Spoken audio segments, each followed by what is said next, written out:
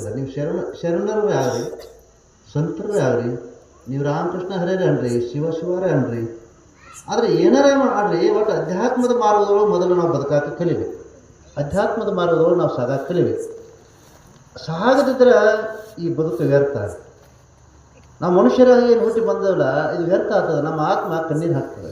ಯಾಕೆ ಕಣ್ಣೀರು ಹಾಕ್ತದೆ ಅಂದ್ರೆ, ಈ ಮನುಷ್ಯ ಜನ್ಮ ಎದುರು ಸಲುವಾಗಿ ಬಂದದ.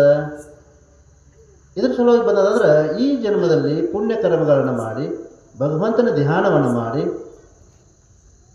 ಶರಣರ ಸೇವೆಯನ್ನು ಮಾಡಿ, ಸಂತರ ಸೇವೆಯನ್ನು ಮಾಡಿ, ಇದ್ದ ಪಾಪವನ್ನು ಕಳ್ಕೊಂಡ ಪುಣ್ಯವನ್ನು ಗಳಿಸ್ಕೊಂಡ ಸುಖ ಪುಣ್ಯಾಕ ಈ ಜನ್ಮವನ್ನು ಧರಿಸಿ ಬಂದದ ನಮ್ಮ ಆತ್ಮ.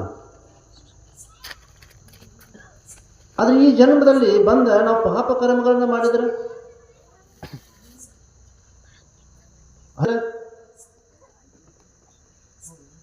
ನಮ್ಮ ಆತ್ಮ ಕಣ್ಣೀರು ಹಾಕ್ತದೆ. ಯಾಕಂದ್ರೆ ಅದ್ರ ಹಿಂದೆ ಪಾಪದ ಫಲ ನಮಗೆ ಗೊತ್ತಾಗಲಾರ್ದನ್ನು, ಅದ್ರ ಹಿಂದೆ ಪಾಪದ ಫಲ ಬೆಳೆಯಕ್ಕೆ ಶುರು ಮಾಡಿಬಿಡ್ತದೆ.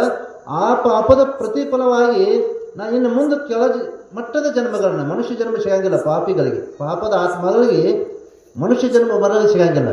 ಅದಕ್ಕಾಗಿ ಆ ಆತ್ಮ ಏನು ಮಾಡ್ತದೆ ಅಂದ್ರೆ, ನಮ್ಮ ಆತ್ಮ ಕಣ್ಣೀರು ಹಾಕ್ತದೆ. ಅದರ ಸಲುವಾಗಿ ಇನ್ನು ಮುಂದೆ ನಂಗೆ ಮನುಷ್ಯ ಜನ್ಮ ಸಿಗಂಗಿಲ್ಲ, ನಾ ಪಾಪ ಭಾಳ ಮಾಡೀನಿ ಮನುಷ್ಯ ಜನ್ಮದಲ್ಲಿ, ಪುಣ್ಯ ಕರ್ಮಗಳನ್ನು ಮಾಡೋದಿಲ್ಲ, ಗುರು ಸೇವೆಯನ್ನು ಮಾಡೋದಿಲ್ಲ, ಶರಣರ ಸೇವೆಯನ್ನು ಮಾಡೋದಿಲ್ಲ, ಭಗವಂತನ ಧ್ಯಾನವನ್ನು ಮಾಡೋದಿಲ್ಲ. ಅದಕ್ಕಾಗಿ ನಾ ಪಾಪಿ ಆದನಿ, ಇನ್ನು ನನಗೆ ಮುಂದೆ ದುಃಖ ಬರ್ತದ ಅಂತ ಕಣ್ಣೀರು ಹಾಕ್ತದೆ. ಯಾರ ಆತ್ಮ? ಅದು ನಿಮ್ಮೆಲ್ಲರ ಆತ್ಮ. ಅದಕ್ಕಾಗಿ ಮನುಷ್ಯರಾದವರು ಏನಾರು ಮಾಡಿ ಒಂದು 10 ನಿಮಿಷದ ಧ್ಯಾನ ಮಾಡಬೇಕು, ಒಂದು 10 ನಿಮಿಷ ಪೂಜೆ ಮಾಡಬೇಕು, ಒಂದು 10 ನಿಮಿಷ ಹೋಗಿ ಶರಣ ಸಂತರ ಸನ್ನಿಧಿಯಲ್ಲಿ ಒಳ್ಳೆ ಮಾತುಗಳನ್ನು ಕೇಳಬೇಕು.